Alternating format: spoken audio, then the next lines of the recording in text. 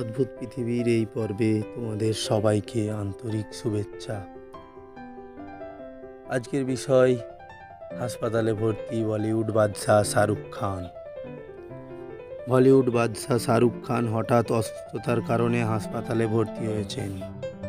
Hit স্ট্রোকে আক্রান্ত হয়ে ভারতের আহমেদাবাদের একটি হাসপাতালে ভর্তি হয়েছেন তিনি। মঙ্গলবার আহমেদাবাদে কলকাতা নাইট রাইডার্স বনাম সানরাইজার্স হায়দ্রাবাদের ম্যাচ দেখতে মাঠে ছিলেন শাহরুখ খান। সে সময় অতিরিক্ত গরমের কারণে হিট স্ট্রোকে আক্রান্ত হন তিনি।